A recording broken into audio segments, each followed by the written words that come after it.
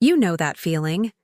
The one where you sit down to begin, but instead you spiral, scrolling, fidgeting, watching the minutes vanish. Procrastination feels like a wall you can't climb, and the longer you wait, the taller it grows. But here's the truth. Progress isn't always a giant leap.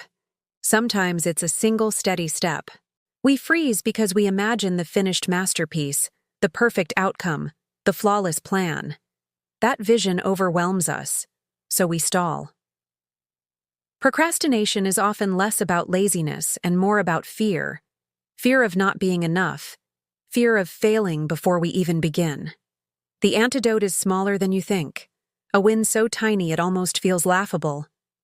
Open the document. Write one messy sentence. Walk for 5 minutes. Wash a single plate. Each small win lowers the wall, turning impossible into manageable.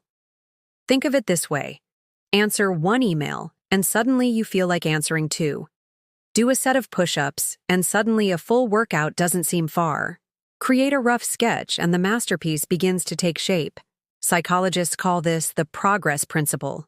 Our brains love the reward of completion, no matter the size.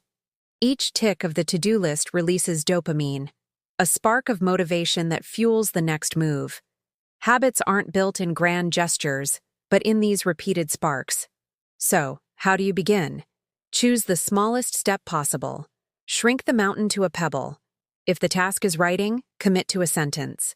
If it's fitness, commit to putting on your shoes. The smaller the action, the harder it is to resist. And once you've begun, momentum carries you forward. The shift from stuck to steady doesn't happen overnight. But each small win stacks upon the next until you realize you're no longer frozen. You're moving. So don't wait for the perfect moment. Create it. One tiny step at a time. Start small.